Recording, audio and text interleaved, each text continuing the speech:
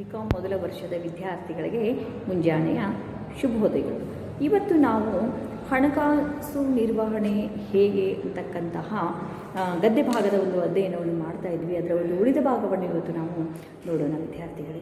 ಇಲ್ಲಿ ಇದೊಂದು ಸಂದರ್ಭದಲ್ಲಿ ಕೆಲವೊಂದು ಗಾದೆ ಮಾತುಗಳನ್ನು ನಾವು ನೋಡಿದ್ವಿ. ಕಾಸು ಬಿಟ್ಟವ ದೇಶ ಬಿಟ್ಟಾನು, ಧನಿಕರು ಎಂದು ಹಣಿ ಬೀಳುವುದು ತಪ್ಪಿದೆ ಈ ಅಂತಕ್ಕಂತಹ ಒಂದು ಗಾದೆ ಮಾತುಗಳನ್ನು ನೋಡಿದ್ವಿ. ಬೇಡೋದು ಮರಣ ಸಮಾನ, ಅಂದರೆ ನಾವು ಮತ್ತೊಬ್ಬರ ಹತ್ರ ಬೇಡಿಕೊಳ್ಳೋದು ಅದು ಮರಣಕ್ಕೆ ಸಮಾನ ಅಂತಕ್ಕಂತಹದ್ದನ್ನು ನೋಡಿದ್ವಿ. ಅಂತೆಯೇ ಯಾರಿಂದಲೂ ಭಿಕ್ಷೆ ಕೇಳಬೇಡ ಅಂತಕ್ಕಂಥದ್ದನ್ನು ಕಬೀರ್ ದಾಸರು ನಮಗೆ ಹೇಳಿಕೊಟ್ಟಿರ್ತಕ್ಕಂತಹ ಒಂದು ಗಾದೆ ಮಾತು ಇದು. ಈ ತೆರನಾಗಿ ಈ ಒಂದು ಗಾದೆ ಮಾತುಗಳನ್ನು ನಾವು ನೋಡಿದ್ವಿ ಹಿಂದಿನ ದಿವಸ. ಇವತ್ತು ಅಂತಹ ಒಂದು ಅವಕಾಶಗಳನ್ನು ಬಳಸಿಕೊಳ್ಳುವ ಒಂದು ಅನುಕೂಲತೆ ಇದ್ದಲ್ಲಿ, ಇಂಥ ಒಂದು ಅವಕಾಶಗಳನ್ನು ಬಳಸ್ಕೊಳ್ಬೇಕಾದಲ್ಲಿ ಒಂದು ಅನುಕೂಲತೆ ಇದ್ದಲ್ಲಿ ನಿಮ್ಮದೇ ಒಂದು ಹೊಸ ಒಂದು ಆದಾಯ ಮಾರ್ಗವನ್ನು ಕೂಡ ನಾವು ಏನು ಮಾಡಬೇಕು, ಹೊಸದಾಗಿರ್ತಕ್ಕಂತಹ ಒಂದು ಆದಾಯ ನಾವು ಯಾವ ಥರ ಮಾಡಬೇಕು ಅಂತಕ್ಕಂಥದ್ದು ನಾವು ಏನೋ ಮಾಡಬೇಕು, ರೂಪಿಸ್ಕೊಳ್ಬೋದು. ಒಟ್ಟಿನಲ್ಲಿ ಮಾರುಕಟ್ಟೆಯಲ್ಲಿರತಕ್ಕಂಥ ಅವಕಾಶಗಳನ್ನು ಗುರುತಿಸುವ ಒಂದು ಪ್ರಯತ್ನ ಕೂಡ ನಿಮಗೆ ಒಂದು ಉತ್ತಮ ಮಾರ್ಗ ತೋರಿಸಬಹುದು. ಮಾರುಕಟ್ಟೆಯಲ್ಲಿ ಯಾವ ತೆರನಾಗಿರ್ತಕ್ಕಂತಹ ಒಂದು ಅವಕಾಶಗಳು ಸಿಗ್ತವೆ ಅಂತಕ್ಕಂಥದ್ದು ಅದನ್ನು ಗುರುತಿಸ್ಕೋಬೋದು ಅಂತಕ್ಕಂಥ ನಾವು ಆ ಒಂದು ಮಾರ್ಗವನ್ನು ನಾವಿಲ್ಲಿ ತೋರಿಸ್ಬೋದು. ಅಂತಹ ಒಂದು ಪ್ರಯತ್ನ ಕೂಡ ಮಾಡದೆಯೇ ಹಾಗೂ ಒಂದು ತೊಡಗಿಸಿಕೊಳ್ಳಬೇಕೆಂಬುದರ ಒಂದು ಚಟುವಟಿಕೆಯಲ್ಲಿ ನಿಮ್ಮ ಒಂದು ಕುಟುಂಬದವರು ಅಂದರೆ ನಮ್ಮ ಎಲ್ಲ ಒಂದು ಕುಟುಂಬದವರು ಕೂಡ ಕಷ್ಟಪಟ್ಟು ಸಂಪಾದಿಸ್ತಿರ್ತಕ್ಕಂತಹ ಒಂದು ಹಣವನ್ನು ಹಾಕಿ ತೊಂದರೆಗೆ ನಾವು ಸಿಗಬಾರ್ದು ಅಂತಕ್ಕಂತಹ ಮಾತನ್ನು ಕೂಡ ನಮಗೆ ಈ ಗಾದೆಗಳು ನಮಗೆ ಎತ್ತಿ ತೋರಿಸ್ತಾ ಇದ್ದೇವೆ. ಇಲ್ಲಿ ಕೆಲವೊಂದು ಘಟನೆಗಳು ಕೂಡ ನಡೆದಿರ್ತಕ್ಕಂತಹದ್ದನ್ನು ನಾವು ನೋಡ್ಬೋದು. ಇಲ್ಲಿ ಒಂದು ಘಟನೆ ನಡೆದು ಏನಪ್ಪ ಅಂದರೆ, ಬದುಕಿನೊಂದಿಗೆ ನಾವು ಬದುಕಬೇಕಾದ್ರೆ ಬದುಕಿನೊಂದಿಗೆ ಟೈಸನ್ ಬಾಕ್ಸಿಂಗ್ ಅಂತಕ್ಕಂಥದ್ದು ಅಂದರೆ 2006ರಲ್ಲಿ ವಿಜಯ ಕರ್ನಾಟಕ ಪತ್ರಿಕೆಯಲ್ಲಿ ಪ್ರಕಟವಾಗಿರ್ತಕ್ಕಂತಹ ಒಂದು ವರದಿ ಇದು. ಇಷ್ಟು 2006ರಲ್ಲಿ ವಿಜಯ ಕರ್ನಾಟಕ ಒಂದು ಪತ್ರಿಕೆಯಲ್ಲಿ ಪ್ರಕಟವಾಗಿರ್ತಕ್ಕಂತಹ ಒಂದು ಬಂದಿರತಕ್ಕಂತಹ ಒಂದು ವರದಿ ಏನು ಮಾಡಿದಾಗ, ಟೈಸನ್ ಬಾಕ್ಸಿಂಗ್ ಅಂತಕ್ಕಂಥದ್ದು ಒಂದು ಕಾಲದಲ್ಲಿ ಏನಾಗಿತ್ತು, ಬಾಕ್ಸಿಂಗ್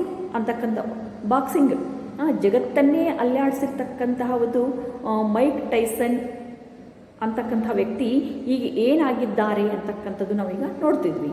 ಹೇಗೇನಾಗಿದ್ದಾರೆ ಅಂದರೆ ನಮಗೆಲ್ಲ ಕೇಳಿಕೊಂಡಿದ್ವಿ ನಾವು. ಅಂದರೆ ಜಗತ್ತಿನಲ್ಲಿ ದೊಡ್ಡ ಒಂದು ಹಣವಂತರ ಯಾರು, ಮೈಕ್ ಟೈಸನ್ ಅಂತಕ್ಕಂಥರು ಜಗತ್ತಿನಲ್ಲಿ ಒಂದು ದೊಡ್ಡ ಹಣವಂತ, ಜಗತ್ತಿನಲ್ಲಿ ದೊಡ್ಡದಾಗಿರ್ತಕ್ಕಂತಹ ಒಂದು ಹಣ ಇರ್ತಕ್ಕಂತಹ ವ್ಯಕ್ತಿ. ಆತ ಏನು ಮಾಡಿದ, ಒಂದು ಜೂಜಾಟ ಅಂತ ಹೇಳ್ತಾರೆ, ಅದರ ಒಂದು ಅಡ್ಡೆಯನ್ನು ಅಂದರೆ ಅದರಲ್ಲಿ ಒಂದು ಹೆಸರನ್ನು ಗಳಿಸಿರ್ತಕ್ಕಂತಹ ಈ ವ್ಯಕ್ತಿ ಈ ಲಾಸ್ ವೇಗಾಸನ್ ಅಂತಕ್ಕಂತಹ ಒಂದು ಬಾರ್ನಲ್ಲಿ ಏನು ಮಾಡಿದಂತಲ್ಲಿ ಒಂದರಲ್ಲಿ ಒಂದು ಡೊಂಬರಾಟದಂತೆ ಈತ ಏನು ಮಾಡಿಬಿಟ್ಟ, ಒಂದು ಪ್ರದರ್ಶನವನ್ನು ನೀಡ್ತಾ ಹೊಟ್ಟೆಯನ್ನು ತುಂಬ್ಕೋತಾ ಇದ್ದಾಳೆ. ಎಲ್ಲಿ ಜೂಜಾಟದಿಂದ ತುಂಬ್ಕೊಳ್ತದೆ. ಆ ಒಂದು ಬದುಕು ಒಂದು ಅವಕಾಶಗಳನ್ನು ಆ ಒಂದು ಜೂಜಾಟದಿಂದ ಈತ ಏನು ಮಾಡ್ತಿದ್ದ, ತನ್ನ ಒಂದು ಬದುಕನ್ನು ಅಲ್ಲಿ ಸಿಗ್ತಕ್ಕಂತಹ ಒಂದು ಅವಕಾಶಗಳನ್ನು ಏನು ಮಾಡ್ತಿದ್ದ, ಈತ ತಗೋತಾ ಇದ್ದ. ಈ ಅಲ್ಲಿ ಬರ್ತಕ್ಕಂತಹ ಹಣದಿಂದ ತನಗೆ ಹೆಂಗೆ ಬೇಕು ಆ ದುಡ್ಡುಗಳಿಂದ ಆತ ಉಪಯೋಗವನ್ನು ಕೂಡ ಆಗಲಿ ಮಾಡ್ತಿದ್ದ. ಹಣವನ್ನು ಆ ಒಂದು ಜೂಜಾಟದಿಂದ ಸಾಕಷ್ಟು ಹಣವನ್ನು ಈತ ಗಳಿಸ್ತಾ ಇದ್ದ. ಅದಕ್ಕೆ ಒಂದು ಬೆಲೆನೇ ಆತ ಕೊಡ್ತಿರ್ಲಿಲ್ಲ. ಹಣವನ್ನು ಅದು ನೀಡ್ತಿದ್ದು ಒಂದು ಮರ್ಯಾದೆಯಿಂದ ಇವುಗಳನ್ನು ಉಳಿಸಿಕೊಳ್ಳದಿದ್ರಿಂದ ಆ ಜೂಜಾಟದಿಂದ ಈತ ಗಳಿಸಿಕೊಂಡಿರ್ತಕ್ಕಂತಹ ಒಂದು ಹಣವನ್ನು ಈತ ಮರ್ಯಾದೆಯಿಂದ ಈ ಹಣವನ್ನು ಆತ ಉಳಿಸ್ಕೊಳ್ಳಿಲ್ಲ. ಅದನ್ನು ಉಳಿಸ್ಕೊಳ್ಳದಿದ್ದರೆ ಅದು ಯಾರನ್ನು ಕೂಡ ನಮಗೆ ಕ್ಷಮಿಸೋದಿಲ್ಲ. ನೋಡ್ರಿ, ನಾವು ಆ ಒಂದು ಹಣಕ್ಕೂ ಕೂಡ ನಾವು ಒಂದು ಬೆಲೆಯನ್ನು ಕೊಡಬೇಕಾಗ್ತದೆ, ಅದಕ್ಕೂ ಕೂಡ ಒಂದು ಮರ್ಯಾದೆಯನ್ನು ನಾವು ಕೊಡಬೇಕಾಗ್ತದೆ. ಅದಕ್ಕಾಗಿ ಯಾರು ಕೂಡ ಅದನ್ನು ಕ್ಷಮಿಸೋದಿಲ್ಲ. ಇಲ್ಲಿ ಅತಿ ಹೀನ ಸ್ಥಿತಿಗೆ ನುಗ್ತಾ ಇದೆ ಹಣವನ್ನು. ನಾವು ಅದಕ್ಕೆ ಬೇಕು ಅದಕ್ಕಷ್ಟೇ ನಾವು ಖರ್ಚನ್ನು ಮಾಡದೇ ಇದ್ದಾಗ, ಅದನ್ನು ನಾವು ಕೆಟ್ಟ ಚಟಗಳಿಗೆ ನಾವು ಉಪಯೋಗ ಮಾಡಿದ್ವಿ ಅಂತಂದ್ರೆ ಅದು ಕೂಡ ನಮಗೆ ಒಂದು ತೊಂದರೆಯನ್ನು ಕೂಡ ಕೊಡುವಂತಹ ಒಂದು ಸಂದರ್ಭ ಕೂಡ ಬರ್ತದೆ. ಟೈಸನ್ ಇದಕ್ಕೆ ಇನ್ನೊಂದು ನಿದರ್ಶನ ಅಂದರೆ, ಇದೇ ಟೈಸನ್ ಅಂತಕ್ಕಂತಹ ಇದೊಂದು ಉದಾಹರಣೆ ಅಂತ. ಅದು ಒಂದೇ ಒಂದು ಪಂದ್ಯದಿಂದ ಯಾರು ಟೈಸನ್ ಒಂದೇ ಪಂದ್ಯದಿಂದ ಆಯ್ತಾ ಏನು ಮಾಡಿದ, $305 ಕೋಟಿ ಹಣವನ್ನು ಈತ ಗಳಿಸಿಬಿಟ್ಟ. ಯಾರು, ಟೈಸನ್. ಈ ಒಂದು ಜೂಜಾಟದಿಂದ ಲಾಸ್ ವೇಗಾಸನ್ ಬಾರ್ ಈ ಒಂದು ಇದರಲ್ಲಿ ಎಷ್ಟು 3.5 ಕೋಟಿ ಡಾಲರ್ ಹಣವನ್ನು ಈತ ಗಳಿಸಿದ ಒಂದು ಪಂದ್ಯದಿಂದ. ಗಳಿಸಿದ ಮೇಲೆ ಟೈಸನ್ ಅದರಿಂದ ಕೂಡ ಒಂದು ವೃತ್ತಿ ಜೀವನದಲ್ಲಿ ಕೂಡ ಒಂದು ಒಟ್ಟು 30 ಕೋಟಿ ಡಾಲರ್ ಒಂದು ಹಣವನ್ನು ಕೂಡ ಈತ ಸಂಪಾದನೆಯನ್ನು ಮಾಡಿದ. ಆದರೆ ಸಾಕಷ್ಟು ಹಣವನ್ನು ಸಂಪಾದನೆ ಮಾಡಿದ. ಆದರೆ ಏನು ಮಾಡಿದಂದರೆ, ಆದರೆ ಹೊಣೆಗಾರಿಕೆ ಇಲ್ಲದ ಜೀವನ ನಡೆಸಿದ. ಅಂದರೆ ಆ ಒಂದು ಹಣವನ್ನು ಆತ ಯಾವ ಥರನಾಗಿ ಬಳಕೆಯನ್ನು ಮಾಡಿದ ನಡೆಸಿದರೆ, ಟೈಸನ್ ಹೆಂಗಸರಿಂದ ಎಲ್ಲವನ್ನು ಕೂಡ ಕಳೆದುಕೊಂಡ. ಅಂದರೆ ಆ ದುಡ್ಡಿನಿಂದ ಕೆಟ್ಟ ಚಟಗಳಿಗೆ ಆತ ಬಿದ್ದ. ಹೆಂಡ ಮತ್ತು ಹೆಂಗಸರಿಂದ ತನ್ನದು ಎಲ್ಲವನ್ನು ದುಡ್ಡವನ್ನು ಅದೇನು ಮಾಡಿದ ಕಳೆದುಕೊಂಡಿರ್ತಕ್ಕಂತಹ ಪ್ರಸಂಗವನ್ನು ಕೂಡ ನಾವು ನೋಡಿದ್ವಿ. ಈಗ ಒಂದಾಣದ ಕಾಲದಲ್ಲಿ ಏನಿತ್ತು, ಈತ ಟೈಸನ್ ಬಾಕ್ಸಿಂಗ್ ಅಂದರೆ ಸಾವಿರಾರು ಜನ, ಟೈಸನ್ ಬಾಕ್ಸಿಂಗ್ ಅಂದರೆ ಸಾವಿರಾರು ಜನ ಏನು ಮಾಡ್ತಾರೆ, ಲೆಕ್ಕವಿಲ್ಲದಷ್ಟು ಹಣ ತೆತ್ತು ಸೇರ್ತಾ ಇದ್ರು ಅಲ್ಲಿ. ಟೈಸನ್ ಬಾಕ್ಸಿಂಗ್ ಅಂತಂದರೆ ಲೆಕ್ಕವಿಲ್ಲಷ್ಟು ಜನರಲ್ಲಿ ಸೇರ್ತಾ ಇದ್ರು. ಇಂದು ಆತ ಒಂದು ಬಾರ್ ಅಂತಕ್ಕಂತಹ ಒಂದು ಮೂಲೆಯಲ್ಲಿ ಒಂದು ಪ್ರದರ್ಶನ ವಸ್ತುವಾಗಿದ್ದರೂ ಆತನ್ನು ಯಾರೂ ಕೂಡ ಆತನ್ನು ದಾದ್ ಮಾಡ್ತಾ ಇಲ್ಲ ಅಂತ ಹೇಳ್ಬೋದು. ಇಂದು ಬಾಕ್ಸಿಂಗ್ ಎಂದರೆ ಟೈಸನ್ಗೆ ಒಂದು ಬೇಸರವಾಗ್ತಾ ಇದೆ. ಇಲ್ಲಿ ಹೇಳ್ತಾರೆ, ಇಲ್ಲಿ ಇವತ್ತು ಅಂದರೆ ಇಂದು ಬಾಕ್ಸಿಂಗ್ ಅಂತಂತಂದರೆ ಈ ಟೈಸನ್ಗೆ ಒಂದು ಬೇಸರವಾಗಿರ್ತಕ್ಕಂಥ ಒಂದು ಸಂದರ್ಭ. ಇಲ್ಲಿ 20 ವರ್ಷ ವಯಸ್ಸಿನಲ್ಲಿಯೇ 20 ವರ್ಷ ಒಂದು ವಯಸ್ಸಿನಲ್ಲಿ ಜಗತ್ತನ್ನು ಗೆದ್ದಿರ್ತಕ್ಕಂತಹ ವೀರನ ಒಂದು ಅಂದರೆ 21 ಆತನ ಒಂದು ವಯಸ್ಸು 20. ಆ ಒಂದು ವರ್ಷದಲ್ಲಿನೇ ವಯಸ್ಸಿನಲ್ಲಿ ಈತ ಏನು ಮಾಡಿದ, ಜಗತ್ತನ್ನೇ ಗೆದ್ದಿದ್ದ ಈತ. ಒಂದು ವೀರನ ಮೈಲೀಗ ತನ್ನ ಒಂದು ಚರ್ಮಗಳ ಮೇಲೆ ಅಂದರೆ ನೀರಿಗೆಗಳು ಕಟ್ಟಿದ್ದಾವೆ ಅಂತಕ್ಕಂತಹ ಮಾತನಲ್ಲಿ ಹೇಳ್ತಾರೆ. 40 ವರ್ಷ ದಾಟುತ್ತಿರುವ ಟೈಸನ್ ಕೂಡ ಯಾರ ಒಂದು ಅನುಕಂಪವನ್ನು ಆತ ಇಲ್ಲೇ ಬಯಸ್ತಾ ಇಲ್ಲ. ತೀರಾ ಒಂದು ಬೀದಿಗೆ ಕೂಡ ಬೀಳದಿದ್ರೂ ಹಿಂದಿನ ಒಂದು ದಿನಗಳಿಗೆ ಹೋಲಿಸಿದಲ್ಲಿ ಟೈಸನ್ ಹಿಂದಿನ ಒಂದು ಜೀವನದಲ್ಲಿ ಏನೂ ಇಲ್ಲ ಅಂತಕ್ಕಂತಹ ಮಾತನ್ನು ನಾವು ಇಲ್ಲಿ ನೋಡ್ಬೋದು. ಇಂದು ನಾನು ಹಣವಂತನಲ್ಲ, ಬದುಕು ಎಷ್ಟು ಬದಲಾಗಿದೆ ಎಂದು ನಿಟ್ಟುಸಿರು ಕೂಡ ಬಿಡುವ ಟೈಸನ್ಗೆ ಕಾಲ ಕೂಡ ಮಿಂಚಿದೆ. ಅಂದರೆ ಇವತ್ತು ಅವನ ಹತ್ರ ದುಡ್ಡೇ ಇಲ್ಲ. ಯಾಕಂದರೆ ಬಂದಿದ್ದ ದುಡ್ಡನ್ನೆಲ್ಲ ಎಲ್ಲ ದುಡ್ಡನ್ನು ಆತ ಕಳೆದುಕೊಂಡಿದ್ದಾನೆ. ಇವತ್ತು ನನ್ನ ಕಡೆ ದುಡ್ಡು ಇಲ್ಲಂದ್ರೂ ಕೂಡ ಆ ಒಂದು ಹಣದ ಬೆಲೆ ಏನಂತಕ್ಕಂಥದ್ದು ಇವತ್ತು ಅವನಿಗೆ ಗೊತ್ತಾಗ್ತಾ ಇದೆ. ಆ ಒಂದು ಹಣದಿಂದಲೇ ಕೂಡ ಅವನು ನಿಟ್ಟುಸಿರನ್ನು ಬಿಡುವ ಒಂದು ಟೈಸನ್ಗೆ ಈಗ ಅಂತಹ ಒಂದು ಕಾಲ ಕೂಡ ಬಂದಿದೆ ಅಂತ ಹೇಳ್ತಾರೆ. ಬದುಕೇ ಹೀಗೆ ನೋಡ್ರಿ, ಬದುಕು ದುಡ್ಡಿಲ್ಲಪ್ಪ ಅಂತಂದರೆ ಬದುಕಲಿಕ್ಕೆ ಸಾಧ್ಯವಿಲ್ಲ ಅಂತಕ್ಕಂಥದ್ದು ಕೂಡ ಬದುಕು. ಹೊಣೆಗಾರಿಕೆ ಇಲ್ಲದಿದ್ದರೆ ಹಣ ಉಳಿಯುವುದಿಲ್ಲ. ಅಂದರೆ ಹಣವನ್ನು ನಾವು ಮಿತವಾಗಿ ಬಳಸಲಿಲ್ಲ ಅಂತಂತಂದರೆ, ನಾವು ಹಣವನ್ನು ಒಂದು ಕಡಿಮೆ ಒಂದು ಕ್ರಮದಲ್ಲಿ ನಾವು ಬಳಸಬೇಕು. ಆ ಹಣವನ್ನು ಹಿಡಿತದಲ್ಲಿ ಬಳಸಿದ್ರೆ ನಾವು ಹೇಳ್ತಾರೆ, ಹಿರಿಯರ ಕಾಲಿದಷ್ಟು ಹಾಸಿಗೆ ಇದ್ದಷ್ಟು ಕಾಲು ಚಾಚು ಅಂತಕ್ಕಂತಹ ಮಾತನ್ನು ನಮಗೆ ಹಿರಿಯರು ಹೇಳ್ತಾ ಇದ್ರು. ಅಂದರೆ ಹಣ ಇಲ್ಲಪ್ಪ ಅಂದ್ರೆ ನಮ್ಮನ್ನು ಯಾರೂ ಕೂಡ ನೋಡುವುದಿಲ್ಲ ಅಂತಕ್ಕಂಥ ಮಾತನ್ನು ಹೇಳ್ತಾರೆ. ಕಳೆದು ಹೋದ ಕಾಲ ಮತ್ತೆ ಕೂಡ ಅದು ಬರುವುದಿಲ್ಲ ಅಂತಕ್ಕಂತಹ ಮಾತನ್ನು ಕೂಡ ನಾವು ಇಲ್ಲಿ ನೋಡ್ಬೋದು. ಇದೇ ತೆರನಾಗಿ ಮತ್ತೊಂದು ಕೂಡ ಘಟನೆಯನ್ನು ನಾವು ನೋಡ್ಬೋದು. 1992ರಲ್ಲಿ ಡಿಸೆಂಬರ್ ಮತ್ತು ಜನವರಿಯಲ್ಲಿ ಒಬ್ಬ ಉದ್ಯಮಿಯ ಒಂದು ಸಣ್ಣದಾಗಿರ್ತಕ್ಕಂತಹ ಒಂದು ಕಂಪನಿಯನ್ನು ಹೊಂದಿದ್ರು. ಒಬ್ಬ ಉದ್ಯಮಿ ಒಂದು ಸಣ್ಣವಾಗಿರ್ತಕ್ಕಂತಹ ಒಂದು ಕಂಪನಿಯನ್ನು ಆತ ಹೊಂದಿದ್ರು. ಆಗ ಆ ಒಂದು ಖಾಸಗಿ ಒಂದು ಮಾರುಕಟ್ಟೆಯಲ್ಲಿ ಸುಲಭವಾಗಿ ಒಂದು ಕಂಪನಿಯ ಒಂದು ಷೇರುಗಳನ್ನು ಮಾರಬಹುದಿತ್ತು. ಸುಲಭವಾಗಿ ಒಂದು ಖಾಸಗಿ ಆಗಿರ್ತಕ್ಕಂತಹ ಒಂದು ಮಾರುಕಟ್ಟೆಯಲ್ಲಿ ಮತ್ತು ಸುಲಭವಾಗಿ ಒಂದು ಕಂಪನಿಯ ಷೇರುಗಳನ್ನು ಕೂಡ ಅಲ್ಲಿ ಮಾರಬಹುದಿತ್ತು. ಅಂದು ಹರ್ಷದ್ ಮೆಹತಾನ ಒಂದು ಪ್ರಭಾವದಿಂದಾಗಿ ಷೇರು ಮಾರುಕಟ್ಟೆ ಅಂದರೆ ಆತನ ಒಂದು ವಶದಲ್ಲಿತ್ತು, ಆತನ ಒಂದು ಮುಂಚೂಣಿಯಲ್ಲಿತ್ತು. ನಮ್ಮ ಒಂದು ಈ ಉದಾಹರಿತ ಉದ್ಯಮಿಯ ಒಂದು ಮಾರುಕಟ್ಟೆಯಿಂದ ಸುಮಾರು ₹50 ಲಕ್ಷಗಳಷ್ಟು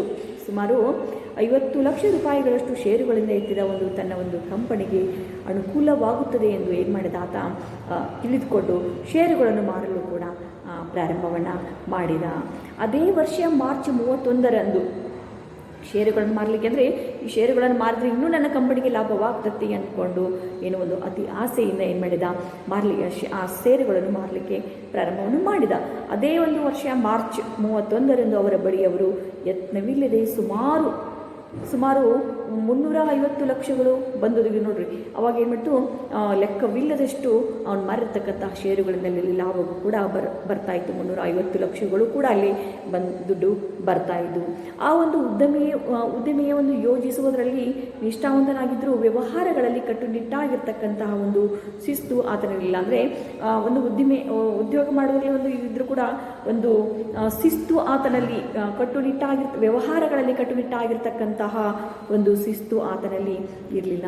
ಇಷ್ಟೊಂದು ಹಣವನ್ನು ಕಂಡಿರದಿದ್ದ ಅವರು ಹಲವಾರು ದೊಡ್ಡತನದ ವ್ಯವಹಾರಗಳಲ್ಲಿ ಕೂಡ ಸಿಲುಕಿಕೊಂಡು ಕೇವಲ 3 ವರ್ಷಗಳ ನಂತರ ಏನು ಮಾಡಿದ್ರು, ಒಂದು ಕ್ರೆಡಿಟ್ ಕಾರ್ಡುಗಳ ಮೂಲಕ ಏನು ಮಾಡಿದ, ಆತ ಪಡೆದ ಒಂದು ಸಾಲದ ಒಂದು ಸುಳಿಯಲ್ಲಿ ಕೂಡ ಆತ ಸಿಲುಕಿದ್ದ. ಅದರಲ್ಲಿ ಕೂಡ ಆತ ಸಿಕ್ಕೊಂಡು ಇಂದಿಗೂ ಕೂಡ ಅದರಿಂದ ಆತ ಹೊರಬರಲಿಕ್ಕೆ ಕೂಡ ಅಸಾಧ್ಯವಾಗಿದ್ದರಿಂದ ಆತ ಗೋಳಾಡ್ತಾ ಇದ್ದಾನೆ ಅಂತಕ್ಕಂತಹ ಮಾತನ್ನು ಕೂಡ ಇಲ್ಲಿನ ಒಂದು ಘಟನೆಯನ್ನು ಕೂಡ ನಾವು ನೋಡ್ಬೋದು. ಅದೇ ರೀತಿಯಾಗಿ ಮತ್ತೊಂದು ಘಟನೆಯನ್ನು ನೋಡಬಹುದು ಇಲ್ಲಿ ವೈದ್ಯರೊಬ್ಬರು ಒಂದು ಲ್ಯಾಬ್ರೋಟರಿಯನ್ನು ಸ್ಥಾಪಿಸಿ ಬಹಳವಾಗಿರ್ತಕ್ಕಂತಹ ಒಳ್ಳೆಯ ಹೆಸರನ್ನು ಕೂಡ ಸಂಪಾದಿಸಿದ್ರು. ಅಪಾರವಾಗಿರ್ತಕ್ಕಂತಹ ಆದಾಯವನ್ನು ಕೂಡ ಅವರು ಗಳಿಸಿದ್ರು. ಆ ಒಂದು ಸ್ಥಿತಿ ಆದಾಯವನ್ನು ಗಳಿಸಿ ಒಂದು ಸ್ಥಿತಿಗೆ ಅವರು ಬಂದಿದ್ರು. ಆದರೆ ಅವರಿಗೆ ಹಣ ತಮ್ಮ ಒಂದು ಕೈಗೆ ಬಂದೊಡನೆ ನೋಡ್ರಿ, ಅವರ ಆದಾಯವನ್ನು ಸಾಕಷ್ಟು ಆದಾಯ ಬರ್ತಿದ್ದು, ಗಳಿಕೆಯನ್ನು ಮಾಡ್ತಿದ್ರು.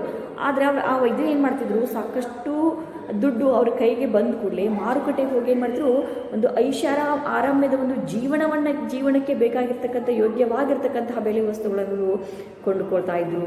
ಹೆಚ್ಚು ಬಾಳಿಕೆ ಕೂಡ ಬರಲಾರದ ವಸ್ತುಗಳು, ಅವರು ಕೊಂಡುಕೊಳ್ಳತಕ್ಕಂತಹ ವಸ್ತುಗಳು ಅವು ಬಾಳಿಕೆಗೂ ಬರ್ತಕ್ಕಂತಹ ವಸ್ತುಗಳಲ್ಲ. ಅವು ಅಂಥವು ಅಂದರೆ ಯೋಗ್ಯವಾಗಿರ್ತಕ್ಕಂಥವಾಗಿ ಅವರು ವಸ್ತುಗಳನ್ನು ಕೊಂಡ್ಕೋತಿದ್ರು. ಒಂದು ಖರೀದಿಸಿದ ಕ್ಷಣವೇ ತನ್ನ ಒಂದು ಬೆಲೆಯನ್ನು ಕೂಡ ಅವು ಕಳೆದುಕೊಳ್ಳುವಂತಹ ವಸ್ತುಗಳ ಮೇಲೆ ಹಣವನ್ನು ಚೆಲ್ತಾ ಇದ್ರು ಅವರು. ಅಂದರೆ ಆ ವಸ್ತುಗಳಿಗೆ ದುಡ್ಡನ್ನು ಜಾಸ್ತಿ ಕೊಡ್ತಿದ್ರು. ಆ ಒಂದು ವಸ್ತು ಕೂಡ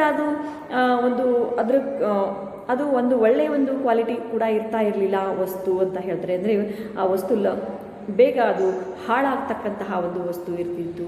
ಸಾಲದ ಒಂದು ಕೋಪದಲ್ಲಿ ಬಿದ್ದು ಈಗಲೂ ಕೂಡ ಒಬ್ಬ ವೈದ್ಯ ಕೂಡ ಇಲ್ಲಿ ನೆರಳುತ್ತಾ ಇದ್ದಾರೆ. ಇಷ್ಟಿದ್ದು ಕೂಡ ಈಗಲೂ ಸಹ ಅವರ ಒಂದು ಕೈಗೆ ಹಣ ಬಂದರೆ, ಇಷ್ಟೊಂದು ಸಾಲವನ್ನು ಮಾಡಿ ಕೂಡ ಈಗ ಅವರ ಹತ್ರ ದುಡ್ಡು ಬಂದರೂ ಕೂಡ ಅತ್ಯಂತ ಒಂದು ಅನುಪಯುಕ್ತ ವಸ್ತುವಿನ, ಅಂದರೆ ಆ ವಸ್ತುವಿಗೆ ಯಾವುದೇ ಒಂದು ಬೆಲೆ ಇರದೇ ಇರತಕ್ಕಂತಹ ವಸ್ತುವನ್ನೇ ಅವರು ಖರೀದಿಯನ್ನು ಮಾಡ್ತಾಯಿದ್ರು. ಈಗಲೂ ಕೂಡ ಖರೀದಿ ಮಾಡೋದನ್ನು ಕೂಡ ವೈದ್ಯ ಬಿಟ್ಟಿಲ್ಲ ಅಂತಕ್ಕಂತಹ ಮಾತನ್ನು ಇಲ್ಲಿ ಹೇಳ್ತಾರೆ. ಇಲ್ಲಿ ಮತ್ತೊಂದು ಒಂದು ಕಡೆ ಮಾತನ್ನು ನಾವು ನೋಡೋಣ. ಹಣಕ್ಕಿರುವ ಬೆಲೆ ನೋಡ್ರಿ, ಹಣಕ್ಕೆ ಇರ್ತಕ್ಕಂತಹ ಬೆಲೆ, ಹಣಕ್ಕಿರ್ತಕ್ಕಂತಹ ಗುಣಗಳು ಮತ್ಯಾವುದೇ ಒಂದು ವಸ್ತುವಿಗೂ ಕೂಡ ಇರುವುದಿಲ್ಲ ಅಂತ ಹೇಳ್ಬೋದು ನಾವಿಲ್ಲಿ. ಆ ಹಣಕ್ಕೆ ಎಷ್ಟು ಬೆಲೆ ಐತಿ, ಅದಕ್ಕೆಷ್ಟು ಗುಣಗಳು ಇದ್ದಾವೆ ಅಂತಕ್ಕಂತಹ ಈ ಒಂದು ಬೆಲೆ ಮತ್ತು ಅದರ ಗುಣಗಳು ಯಾವುದೇ ಒಂದು ವಸ್ತುವಿಗೂ ಇರುವುದಿಲ್ಲ ಅಂತ ಹೇಳ್ಬೋದು. ಹಣವು ನಮ್ಮ ಜೀವನದ ಒಂದು ಅವಿಭಾಜ್ಯ ಒಂದು ಅಂಗ. ಅದು ಹಣದಿಂದ ಪ್ರಪಂಚದಲ್ಲಿ ಆಗುತ್ತಿರುವ ಪ್ರಗತಿ ಹಾಗೂ ಬದಲಾವಣೆಗಳು ಕೂಡ ಅಪಾರವಾಗಿರ್ತಕ್ಕಂಥವು ಅಂತ ಹೇಳ್ಬೋದು. ಹಣದ ಒಂದು ವಿಚಾರದಲ್ಲಿ ಎಷ್ಟು ಎಚ್ಚರ ವಹಿಸಿದರೂ ಕೂಡ ಸಾಲದು ಎಂಬುದು ಬಗ್ಗೆ ಒಂದು ಎರಡನೇ ಮಾತು ಕೂಡ ಇಲ್ಲ. ಇಷ್ಟಿದ್ದು ಹಣದ ಒಂದು ವ್ಯವಹಾರಗಳಲ್ಲಿ ಕೆಲವು ಹೊಸ ಒಂದು ಪ್ರಯೋಗಗಳನ್ನು ಮಾಡುವುದು, ಕೆಲವು ಸಂದರ್ಭಗಳಲ್ಲಿ ಕೇವಲ ಧೈರ್ಯದಿಂದ ಮುನ್ನುಗ್ಗುವುದು ಕೂಡ, ಇವೆಲ್ಲವೂ ಕೂಡ ನಡೆಯಲೇಬೇಕು ಅಂತಕ್ಕಂತಹ ಮಾತನ್ನು ನೋಡ್ಬೋದು. ಧೈರ್ಯದಿಂದ ಈ ಒಂದು ವಹಿವಾಟುಗಳನ್ನು ಅನ್ವೇಷಿಸುವುದು ಹಾಗೂ ಎಚ್ಚರದಿಂದ ವ್ಯವಹಾರಗಳನ್ನು ಮಾಡುವುದನ್ನು ನೀವು ಕಲಿತುಕೊಂಡು ಅಲ್ಲಿ ಹಣಕಾಸಿನ ಒಂದು ವಿಷಯಗಳಲ್ಲಿ ನಿಮಗೆ ಒಂದು ಹೆಚ್ಚಿನ ತೊಂದರೆಗಳು ಬರಲಾರವು ಅಂತಕ್ಕಂತಹ ಮಾತನ್ನು ಇವತ್ತು ನಾವು ನೋಡ್ಬೋದು. ಅದಕ್ಕೆ ನಮ್ಮಲ್ಲಿ ಎಷ್ಟೇ ಹಣ ಇರ್ತದೆ ಅಷ್ಟರಲ್ಲಿ ನಾವು ಏನು ಮಾಡಬೇಕು, ಒಂದು ಜೀವನವನ್ನು ನಾವು ಮಾಡಬೇಕು ವಿದ್ಯಾರ್ಥಿಗಳೇ. ಅದಕ್ಕೆ ಹಾಸಿಗೆ ಇದ್ದಷ್ಟು ಕಾಲು ಚಾಚುವಂತಕ್ಕಂತಹ ಮಾತನ್ನು ನಮಗೆ ಹಿರಿಯರು ಹೇಳಿಕೊಟ್ಟಿದ್ದಾರೆ. ಅದಕ್ಕೆ ನಾವು ನಮ್ಮಲ್ಲಿ ಎಷ್ಟು ದುಡ್ಡು ಬರ್ತದೆ ಅಷ್ಟರಲ್ಲಿ ನಾವು ಉಳಿತಾಯವನ್ನು ಮಾಡಲಿಕ್ಕೆ ಒಂದು ಪ್ರಯತ್ನವನ್ನು ಮಾಡಬೇಕು. ಹಣಿ ಕೂಡಿದರೆ ಹಳ್ಳ ಅಂತಕ್ಕಂಥ ಮಾತನ್ನು ನಾವು ಗಾದೆ ಮಾತನ್ನು ನಾವು ನೆನಪಿಸಿಕೊಂಡು ನಾವು ದುಡ್ಡನ್ನು ಗಳಿಸಿ ಇಡಲಿಕ್ಕೆ ಅದು ಕೂಡ ನಾವು ಪ್ರಯತ್ನ ಮಾಡಬೇಕು ವಿದ್ಯಾರ್ಥಿಗಳೇ. ಧನ್ಯವಾದಗಳು.